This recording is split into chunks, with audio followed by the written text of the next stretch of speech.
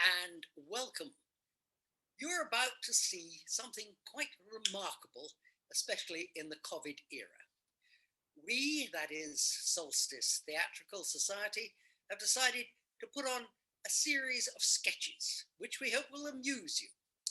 And as you can imagine, in COVID times, this isn't quite as easy as it is normally, because, of course, all the actors will be recorded in different houses. Anyway, that apart, we hope you will take that into consideration when you watch us. Some of these skits or sketches have been written by members of the group, and some have been, shall we say, borrowed for the occasion. Anyway, we're going to start off with a remarkable sketch, which I'm sure you're going to enjoy, which stars, and I use the word appropriately, it stars Evan Llewellyn and Rutger Kempsis, and it is called The Front Fell Off. Senator Collins, thank you for joining us. Yeah, well, it's a pleasure to be here. So this ship, the one that was involved in an incident off of Western Australia. Yeah, the one where the front fell off. Yeah. Well, I'd just like to say it's not typical. I would like to make that point. In what way is it not typical? Well, there's a lot of these ships going around the world all the time, and very seldom does anything like this happen. I just don't want people to think that this happens all the time or that tankers aren't safe. Was this tanker safe? Well, I was thinking more of the other ones. The ones where the front doesn't fall off? Yeah, the one with the front doesn't fall off. Well, if this one wasn't safe, why did it have 80,000 tons of crude oil in it? Well, I'm not saying it wasn't safe. It's just that maybe it wasn't as safe as some of the others. Why? Well, some are built so the front doesn't fall off at all. And was this one built so the front wouldn't fall off? Well, obviously not. How do you know? Well, because the front fell off and 20,000 tons of crude oil spilt into the sea and caught fire. And that's a bit of a giveaway. I just like to make the point that it's not normal. So, what sort of standards are these ships built to? Oh, very rigorous maritime engineering standards. What sort of things? Well, the front's not supposed to fall off a start. What other sort of things? Well, there's regulations covering the materials these ships are made of. Like what materials? Well, cardboard's out. And? No cardboard derivatives. Like paper? No paper. No string. No sellotape. Rubber? Rubber? No, there's no rubber. Rubber's out. And they have to have a steering wheel. And there's a minimum crew requirement. And what is the minimum crew requirement? Oh, I suppose one. So, the allegations that these ships are just designed to carry as much oil as possible, regardless of the consequences, that is false? Absolutely ludicrous. These are very, very strong vessels. So what happened in this case? Well, the front fell off in this case, by all means, but it's very unusual. Senator Collins, why did the front fall off? Well, a wave hit it. A wave hit it? Yeah, a wave hit the ship. Is that unusual? Oh, yeah. The ocean? Yeah, chance in a million. So, in a case like this, what do you do to protect the environment? Oh, well, the ship was towed outside the environment. Into a new environment? No. It was towed beyond the environment. It wasn't in the environment. So what's out there? Well, it's beyond the environment. It's not in the environment. It was towed beyond the environment. So there's nothing out there. But there must be something out there. There is nothing out there. All there is sea and birds and fish. And? And 20,000 tons of crude oil. And what else? And a fire. Anything else? And the part of the ship, the front fell off. But there's nothing else out there. Senator Collins, thank you for joining us. We're out. It's a complete void. The environment's entirely safe. Are we out of time?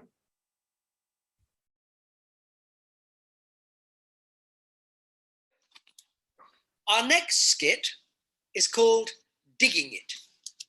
The author of this is not particularly clear, but the actors are certainly very clear. Margaret Elpin and Helen Lemon-Moore. The two ladies are in a pub where they have congregated after a funeral.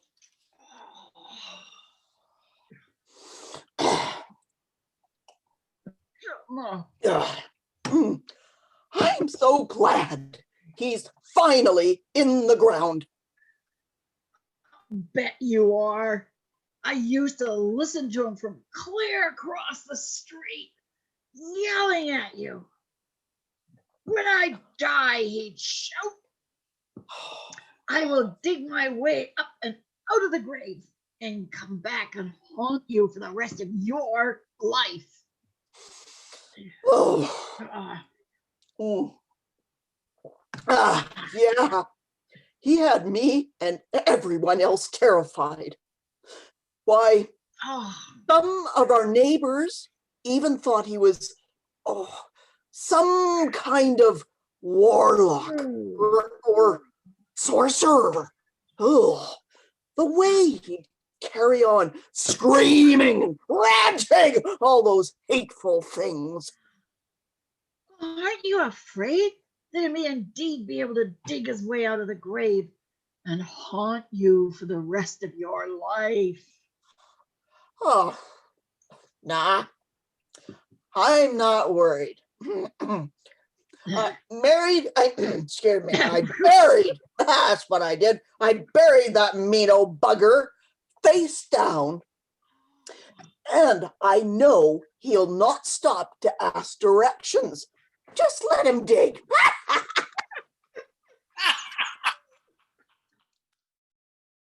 Our next skit is called The 75th Floor. I wrote it many years ago, and the actors tonight are Barb Pender and Joe Montague. I want you to imagine that it is on the 75th floor of a very large organization, a huge building, and a woman, smartly dressed, with briefcase, enters confidently.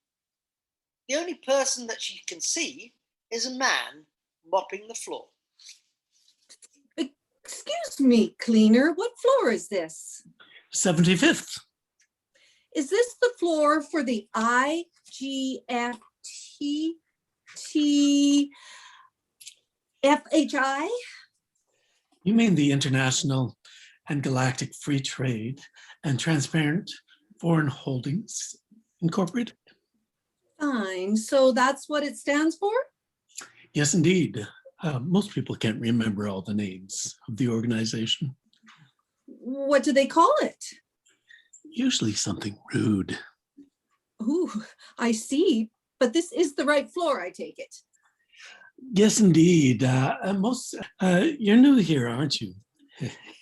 Yes, if you must know, I've come to meet my new boss. I can always tell. Tut, tut, tut, tut. What's that supposed to mean?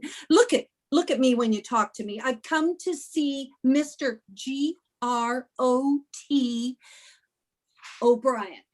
And I will mention your unhelpful attitude.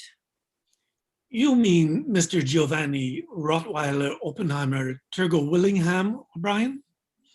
Oh, all right, yes. Now, where do I find his office? We call him Mr. Grotesquely O'Brien. Oh, to his face? Only if you've had a lot to drink. Oh. He has a wicked temper. Big man, shouts a lot. Not very difficult to work for. Well, that's your opinion. Please direct me to his office and get back to your work. Can't do that. Can't do what? Can't direct you to his office.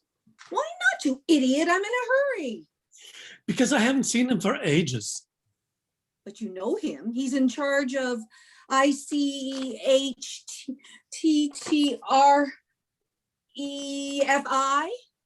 Oh, yes.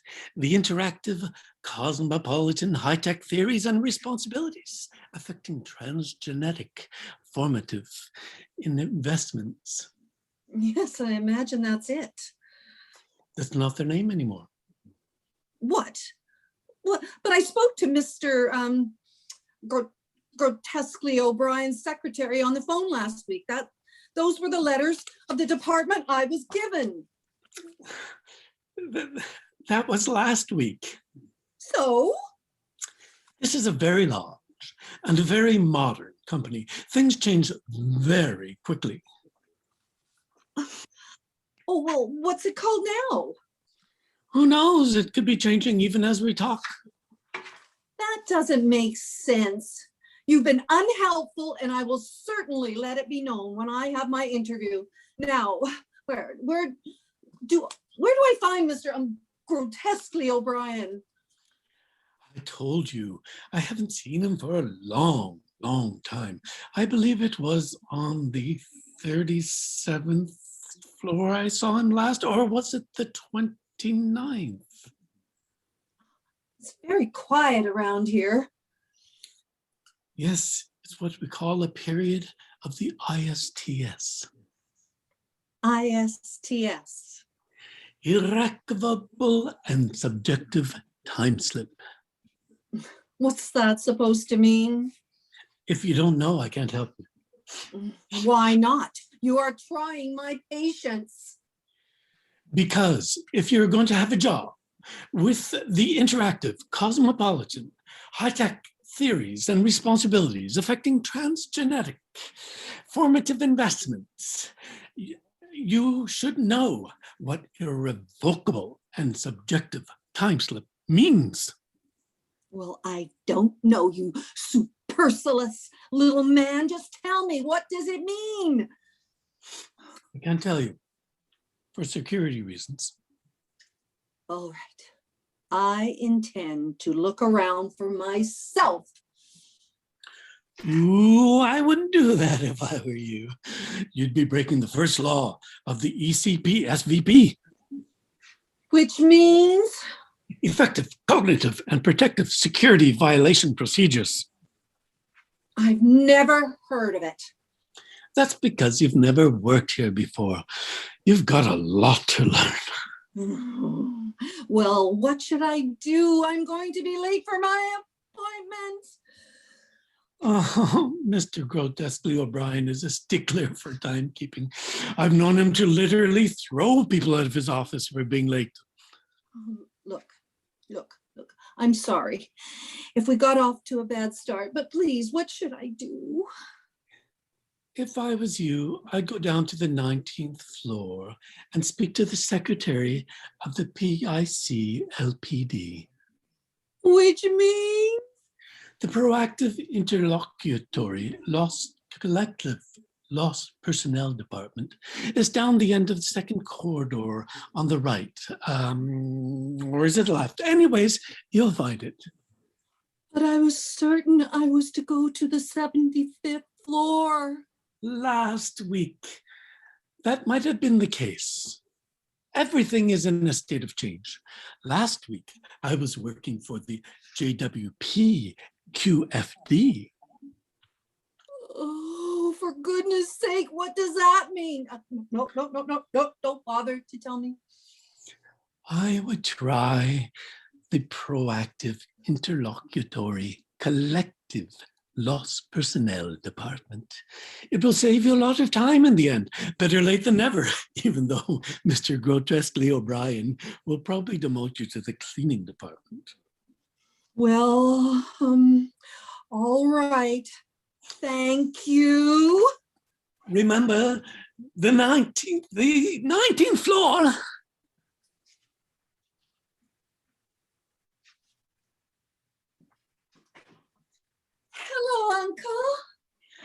Now, my dear, ready for the interview? Yes, do you think I have a chance? Oh, yes, almost a certainty. The other interviewee has just backed out. Oh,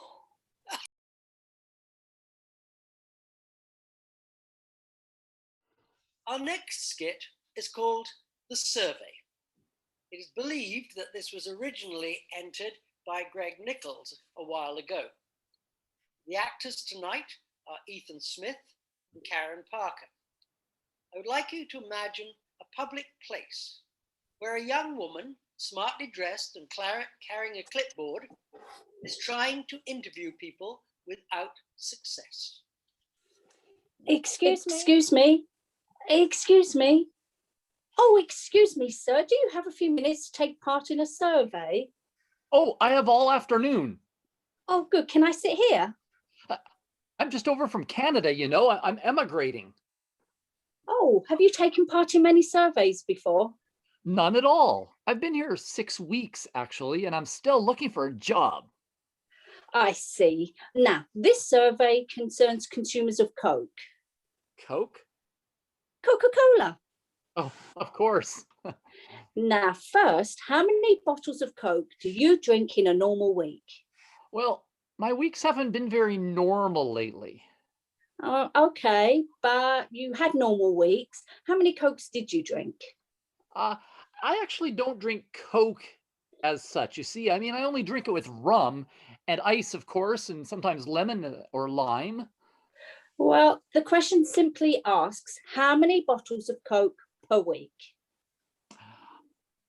Well, I don't drink rum and Coke every week, only when I go to parties, and then it's only about once a month, I suppose. So on average. Except at Christmas and New Year's, of course, lots more parties then, lots more rum and Coke. But in January, on the other hand, none at all. Not until the hand tremors stop and the headaches, but you want an average. Let me see. Between 2 and 4 per week, I would think. Thank you. We'll say 3. Now, question number 2. Is Coke for today? I don't understand the question. Is Coke for today? Oh, I heard the question. The problem is I don't understand it. Would you mind explaining it, please? Well, it means, Oh, today. I think I know. Let's see. Today is Wednesday. You want to know if Coke is better on Wednesday than, say, Monday or Friday or... No, I'm sure that's not what the question means. All right. I've got... You mean today metaphorically, as in the youth of today or the fashions of today. Am I right? That sounds about right, I think. Anyway, let's go for it, can we? Yes, well, perhaps. You see, that particular concept of today is very interesting. It is?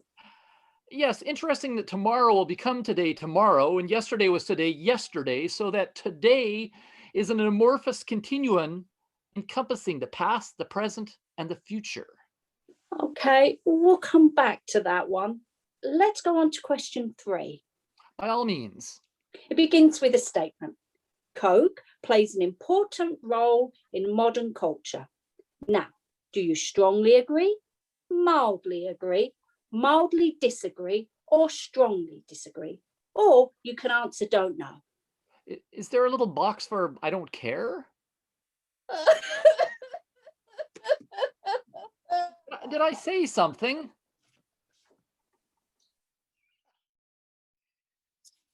We present The Library with Brent Marsden and Jane Harrison, written by Barry Mathias. Good morning. Good morning. I wonder if you can help me. Certainly. Oh, good. I should like a book for living. Yes. Living where? Anywhere. I see. Anywhere? Oh, yes. I don't mind. You mean like living abroad, perhaps? Or down the road. What sort of living are you interested in? Real living. Real. Yes, you know, how to really live. Do you mean how to earn a lot of money? Oh, no, I don't think money is important. Quite so. What you want is a book on correct nutrition. Oh, not just that. Exercises? More than that. Philosophy, psychology, morality, ethics? Well, that as well. As well as what? Well, how to really live. You want a medical book? No, I want a book that gives me the secret of how to live. A religious book? No, I want a book that tells me now. I don't want a history book or one about tomorrow. I want one that tells me how to do it now. Oh, I'm not sure. I want a book like a kettle. Oh? I want to plug it in and get the result now, today. I don't think there is Oh, there must be. You have thousands of books here. There must be one that has that secret. Well, it's not that I don't want to help. Well, I know you do. That's why I came here. Really? You have that quality of understanding. I recognize it. Well, thank you.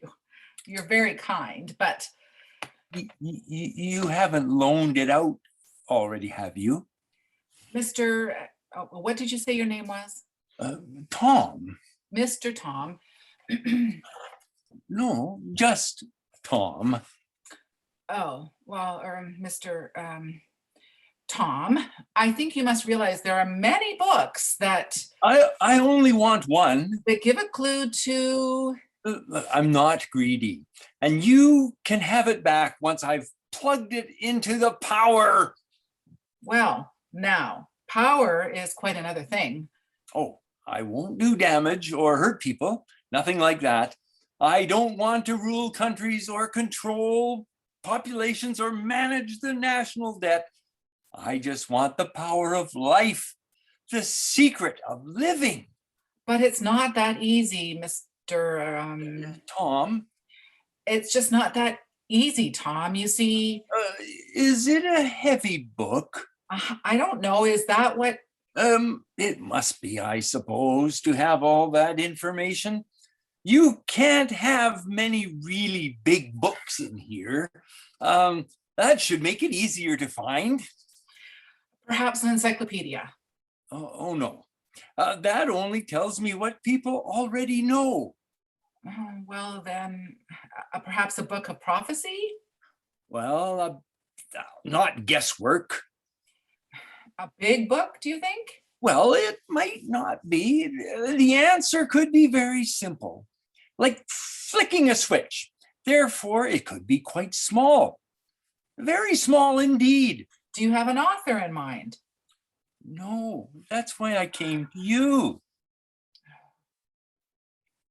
What about a thin volume of that sounds promising. Poetry? Yes.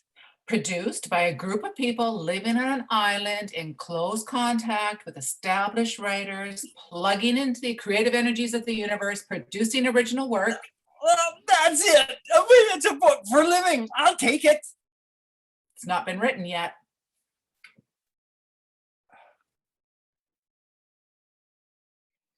We present The Gift Shop with Helen Lemon Moore and Dave Hargreaves, written by Barry Mathias. Good evening, son. How are you today? Thank you. Yes, thank you. Can I help you on this wonderful day? Oh, no, thank you. I'm just looking around, yes. Oh, you are most welcome, most welcome. Many people just like to look around, and you just look around and feel free to take your time. And if there's anything, really anything you need I can help you with, you have only to ask. Thank you. Is this a present for your lovely wife? Oh, I'm not married. Oh, well, not to worry about that. Many people don't get married these days. It's quite normal. You'd be surprised how many people I get coming in here who aren't married. I'm not married myself, you know. People just like to live together quite happily with each other, and they might get married eventually. There's no telling, is there? Do you have a lovely partner that you would wish to buy a present for? No, I'm just looking. For a partner? A what? Oh, my mistake. I thought you said you were looking for a partner. You know, not to buy for, but to find one. A partner, that is. No. I don't have a partner at the moment either. I did, of course, at one time, not so long ago. But more than one time, really. Not that I'm like that, you understand. I just haven't found the right man yet. You'd be surprised how difficult it is to find the right person. Then suddenly, like selling a house, oh, you really just need one person, the right person, and then suddenly it's sold. It's like that, finding the right person. You just need one. Well, I can see you want to concentrate on looking around. There's so much to see in here, and we have so many wonderful things. Of course, if you could just give me a little hint as to what sort of gift you're looking for, I could point you immediately in the right direction. Not that I want to hurry you out of the shop. Oh, no, not at all. No, I just want you to be able to find the right gift at the very best value and relieve you of the worry. Thank you. I prefer to look by myself. Of course you do. All men like to pretend they know what they want when they go shopping, but really they don't. They need help. Oh, they're not up to it, poor things. But don't you worry, I can help you. Well, perhaps you can. Yes? Oh, I'm sure I can. Anything. Oh, just ask. Go on, ask me. Well, do you sell pukas? Pukas? Yes, pukas. Even one would do. I don't know what a puka is. Is it some sort of basin or maybe some sort of hat? No. It's a rabbit. A large rabbit. It's a magical rabbit, an invisible rabbit. Very few people ever see one. I don't expect you would have a live puka, of course, but I wondered if you might have a replica? A replica? Oh, yes. A replica of a large rabbit. How large? Well, I believe the original is about 6.5 feet tall. What? Well, yes, but I wondered if you might have a replica. Not that big, of course, but a replica. I can see why you're not married. Pardon? What I mean is, what do you want with this replica? Oh, well, you see, I think that will be the answer. The answer? To what is the answer? Well, to life. Oh, that. Oh, yes, if I could get a hold of a replica of a puka, well, then a real puka might just notice me and get in touch with me. Well, isn't that a good idea? Oh, yes, such a good idea. Now, if you would like to leave that with me, and I'll try. Oh, yes, I'll try to get in touch with the people who make pukas. No bother. Oh, no bother at all. Off you go, and I'll see what I can do. Oh, thank you. Thank you. Do you want my name? Your name? Oh, of course, your name. I'll just jot it down. My name is Buck Lappin. Buck Lapin? Oh, well, that's French. I know it's French. My friends call me Flopsy. Oh, what a surprise. Now off you go. Leave everything to me. Goodbye, goodbye.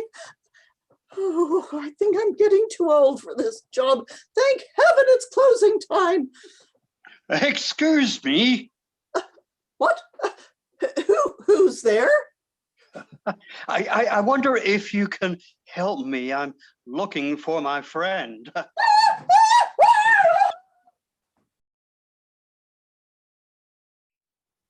would like to present The Traffic Cop with Matt and Tammy Adolf and Karen Parker, written by Tanya Sischler. I'd like you to imagine that a car has been pulled up by a police cop. A lady is behind the wheel of the car and the police officer leans in through the window. I pulled you over, ma'am, because you were exceeding the speed limit. May I see your driver's license, please? I don't have a license. No license? Let me see your registration and insurance. Insurance? I don't have insurance. I just stole this car. And don't bother to ask me to open the trunk either. I have hacked my no good husband into pieces and he's in a plastic bag in the trunk. You stay right where you are. The officer goes to the back of the car and immediately radios for backup. Pretty soon, a second officer arrives and they appear to be in great conversation. After a while, they approach and the lady is adjusting her makeup and checking her teeth in the rear window. May I see your driver's license, please? Certainly, officer. May I see your license and registration, please? I think this is what you're looking for, officer. Would you mind popping the trunk? Oh, certainly, officer. Both officers look into the trunk, which is empty. The officer returns to the window. My partner tells me that you said you had no driver's license, no car registration or insurance. You also said your husband was chopped up in a plastic bag in the trunk. Do you have anything to say for yourself? You're damn right I do. I bet that jackass partner of yours told you I was speeding as well. Thank you. We present Buying a Computer with Matt Adolf and Keith Smith, contributed by Jackie Resvick. Super Duper Computer Store, how can I help you? Thanks. I'm setting up an office in my den and I'm thinking about buying a computer. Mac? No, the name's Lou. Your computer? I don't own a computer. I want to buy one. Mac? No, I told you. My name's Lou. What about Windows? Why? Will it get stuffy in here? Do you want a computer with Windows? I don't know. What will I see if I look at the windows? Wallpaper. Never mind the windows. I need a computer and software. Software for Windows? No, on the computer. I need something I can use to write proposals and track expenses, run my business. What do you have? Office. Yeah, for my office. Can you recommend anything? I just did. You just did what? Recommended something? You recommended something? Yes. For my office? Yes. Okay. What did you recommend for my office? Office. Yes, for my office. I recommended Office with Windows. I already have an office with Windows. Okay, let's just say I'm sitting at my computer and I want to type a proposal. What do I need? Word. What word? Word in office. The only word in office is office. The word in office for Windows. Which word in office for Windows? The word you get when you click on the blue W. I'm going to click your blue W if you don't start with some straight answers.